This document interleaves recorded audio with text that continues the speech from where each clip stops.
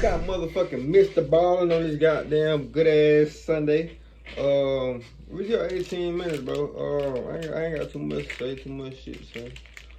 Have a good Sunday, you know what I'm saying? I was gonna drop a music video. Ain't got cleared up yet, so probably gonna have to drop that bitch tomorrow. But, yeah, man, I got Mr. Ballin, man. Oh yeah, and Mr. Nightmare got a 4th of July video. I'm gonna do that on 4th of July. Not gonna lie.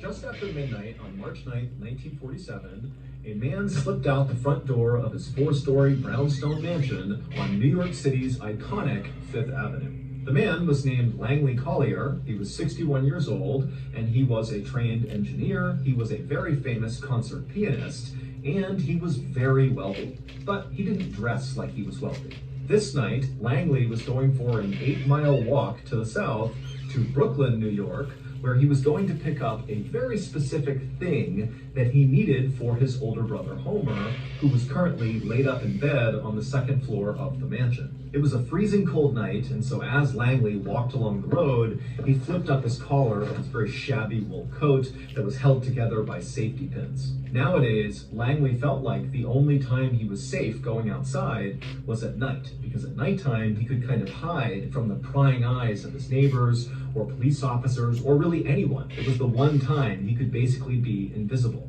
And so Langley scurried his way down the dimly lit sidewalk, looking left and right constantly to make sure he wasn't being followed. And then finally at 2 a.m., he arrived at his destination in Brooklyn, a very particular set of dumpsters. And right away, Langley got to work. He went in that dumpster and he got the things he was looking for and then put them in his bag, slung it over his shoulder, and then began the long, slow walk back home.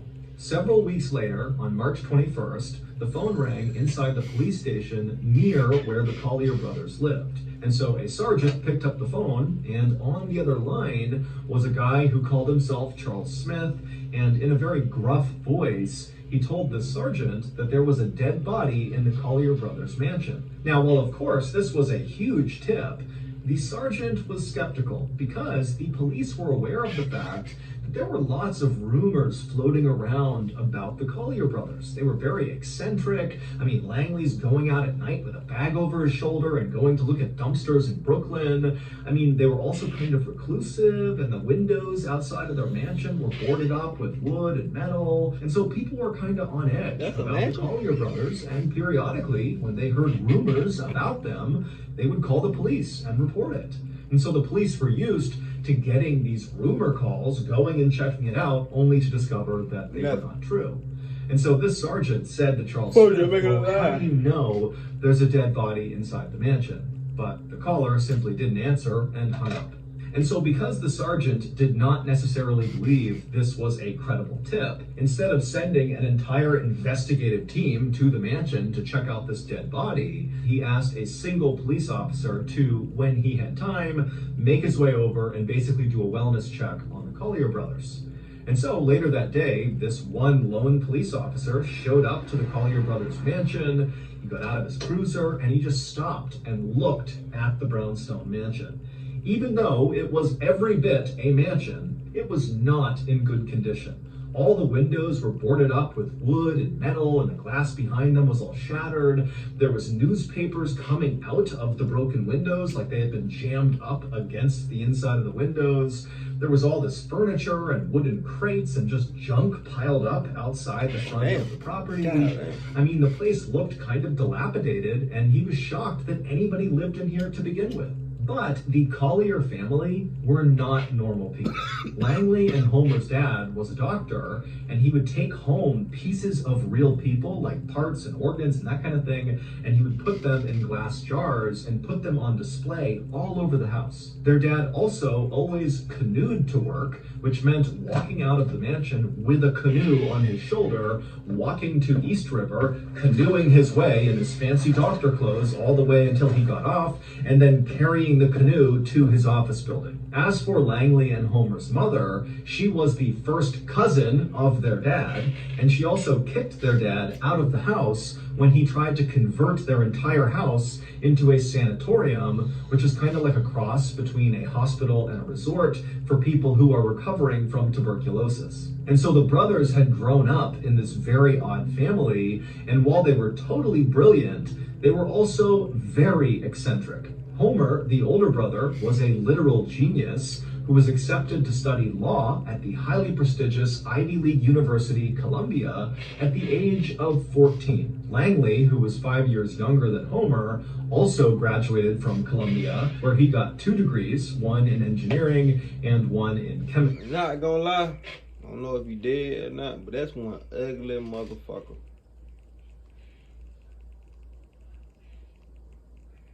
Dead the fuck serious. I ain't even laugh. That's how serious I am.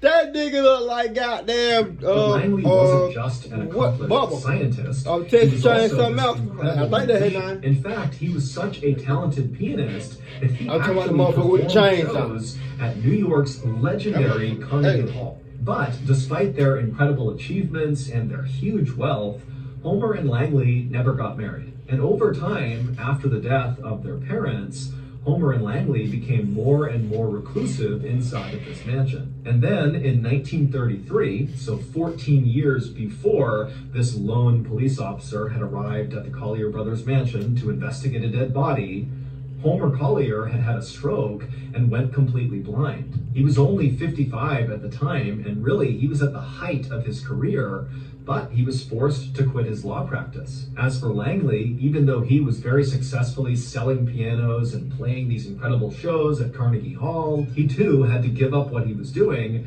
and stay home and take care of his brother. And once this happened, the 2 brothers basically stayed in the mansion all the time. They basically never left. And they also stopped paying any of their bills, so their water, their phone, their electricity all got cut off. But instead of the brothers paying the bills to get the power back, Langley just went out and bought a Model T car, and he pulled the engine out of the car and built his own generator. And then when they stopped paying their mortgage, eventually the police came to the mansion to evict them. And when Langley came to the door to speak to these niggas are geniuses. That ugly ass nigga a genius, girl. How the fuck? The officer, he just wrote a check for the entire amount of the mansion, basically paying for it on the spot. He handed the check to the police officer and then told the officer to leave them alone.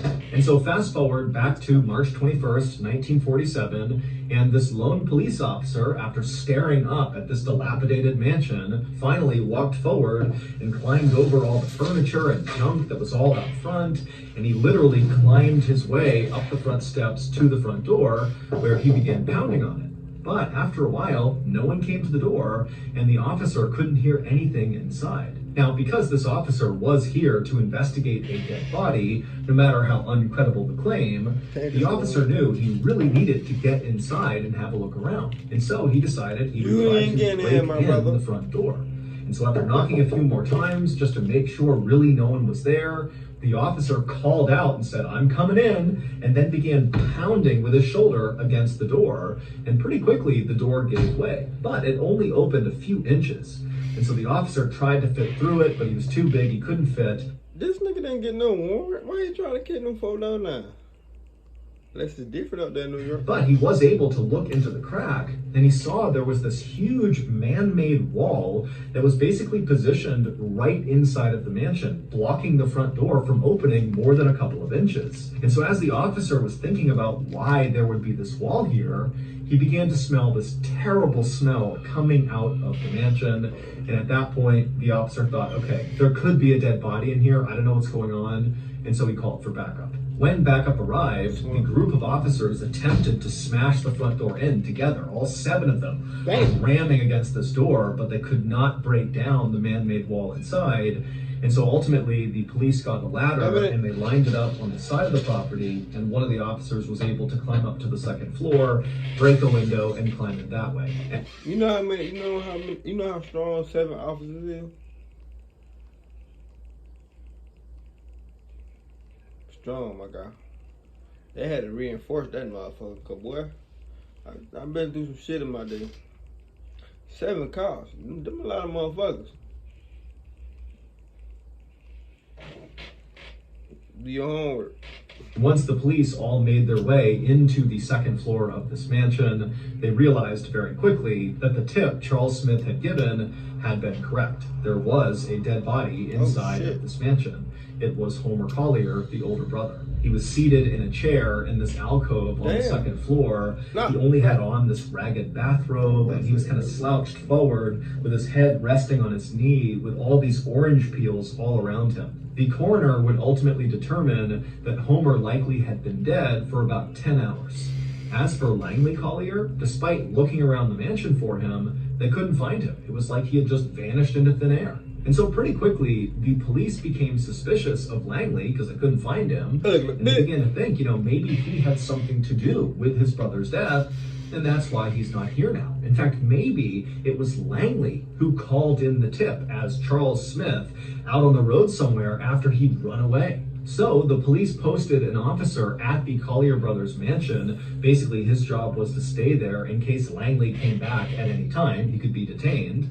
And then also the police put out a 9-state alarm. Basically, all the states around New York were told to keep an eye out for Langley because he was wanted for questioning in connection to his brother's death. And so as police agencies all across the East Coast searched for Langley, largely in vain, detectives in New York continued to search the Collier brothers' mansion to find clues that might shed some light about where Langley went and what role he might have played in Homer's death. And on April 8th, 1947, so 18 days after Homer was first discovered, the police would finally find that big clue that would break the case wide open. Back on March 21st, when that lone police officer first responded to the Collier brothers' house because of this call about the dead body, and then the officer broke the door in and discovered that man-made wall right behind the door, well, that man-made wall was not constructed out of normal building materials like brick or wood or anything else you might expect a wall to be built out of. Instead, it was built out of things like chairs and beds and a sewing machine and all sorts of just junk. It was trash. And this trash wall started right in front of the inside of the front door, and it extended back towards the interior living space of that floor. Except there really wasn't any living space at all anywhere inside of this mansion. Not the second floor, first, third, fourth, nowhere. Because every surface inside of this mansion was covered wall to wall, floor to ceiling in trash. Things like 14 broken pianos, an x-ray machine, there was a horse's jawbone, there were 25,000 books, and of course they had all of their father's glass jars that contained all of these human body parts. And over the years, the Collier brothers had apparently begun to think that their neighbors and random passerbys out on the street would someday break into their mansion and steal these treasures from their home. For reference, the Collier brothers did have real treasure in their house. They had tons of cash, they had jewelry. I mean, they had real valuables. But to them, that wasn't the real treasure. The real treasure were the things they pulled out of the dumpsters all around the city.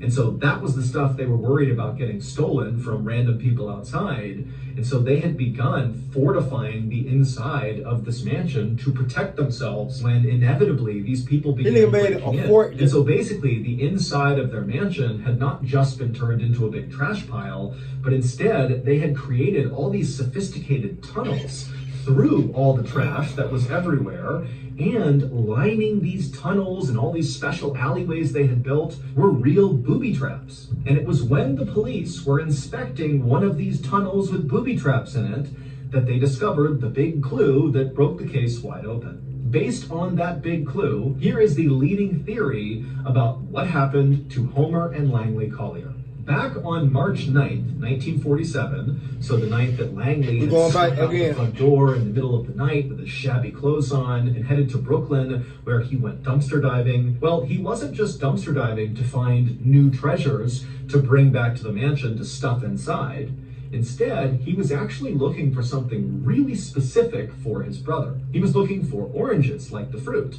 And this particular dumpster in Brooklyn was right behind a store that sold fruit, and so there were always lots of oranges in this dumpster. Langley was actually trying his very best to take care of his older brother, Homer. He had actually begun doing research using his father's old medical textbooks to try to find a cure for Homer's blindness caused by his stroke. And at some point, Langley believed he really had come across the cure. And the cure was basically for Homer to eat oranges. Lots and lots of oranges. And in fact, over the last several weeks before this night, Langley had already made this change in Homer's diet. He only fed him oranges for every single meal. He got them from this dumpster and he fed them to Homer. And Homer, he too believed this cure was going to work, and so he ate the oranges without question. And so back on March 9th, after Langley had gathered up the oranges from inside this dumpster, slung it on his shoulder, and walked back to his mansion, he maneuvered his way through the crack in the front door because he was super skinny. He was able to barely get through. And then once he was inside the mansion and shut the door behind him, he maneuvered his way up to the second floor. And then he began the most dangerous part of his journey from one side of the second floor to the other where Homer was. Basically, Langley needed to crawl through a 2-foot wide tunnel he had built through all the junk and trash, but it was lined with booby traps. In particular, there was a nasty trap at the end of the tunnel where there was this stack of metal boxes filled with all these newspapers. They were really heavy, and they were positioned so if you even so much as barely touched the lowest box, they would come crashing down on you. Now, Langley had made this journey countless times. This is how he went to see his brother every single day, as he went through this tunnel. But on this day, as he low-crawled his way through the tight tunnel in the trash, he accidentally knocked the lowest metal box. The boxes tumbled down on him and pinned him to the ground. Now, these boxes were very heavy, but they were not heavy enough to kill someone. It would just pin them down. It would be impossible to get out from under them. And so Langley, very likely, after getting trapped, called out for his brother, Homer, who was actually only 10 feet away from him. But Homer was blind, he was sick, he had absolutely no energy because all he ate was oranges and it was basically killing him. And so he couldn't even get out of his chair, let alone go save his brother. And so for several agonizing hours, Langley likely yelled for his brother until the weight of all these boxes did crush him to death. And then Homer was left all alone in this house where no one knew he needed help and no one could even get to him if they wanted to. And so he was doomed. And so for 2 weeks, Homer just sat in this chair, starving to death, while he likely listened to the sound of rats eating his brother's body. The big clue that the police found that broke this case wide open is they actually spotted Langley's white foot bone that had been picked clean by the rats jutting up out of this trash tunnel 10 feet away from home. When the police had first searched the mansion, it was so full of stuff that they never saw this bone. It just kind of blended in. But 18 days after finding Homer, they realized Langley was right there. There was a skeleton. As for the Charles Smith tipster that police thought had to be Langley calling in after he had murdered his brother, well, it wasn't Langley because Langley was dead at the time this tip came in. And so Charles Smith was a real person who very likely just walked past the mansion and he probably caught a whiff of the smell of rotting dead bodies, and so he called it in. 4 months after Homer and Langley were found dead inside of their maze of trash, their mansion was declared a fire hazard and demolished. Today, there is a small park called the Collier Brothers Park, and it's filled with nothing but a couple of trees and a bench. Shit, that's what I don't need to be. So, that's going to do it. That's crazy. Yeah, you trying to help your brother, nigga. You killing your brother by feeding a nigga oranges. I don't go for a high blind, bitch. You need to feed me. I eat oranges every day, but shit, I want some food too, nigga. Nigga thought that nigga was gonna be eat oranges and be okay. What the fuck? I tell you that back when I said they were genius. How the fuck y'all smart enough to work on taking an engine out of a car and make it out of a generator, but I don't know. That being said, give me a thumbs up, like, subscribe. See how motherfuckers on that video, man. Let's ride, man.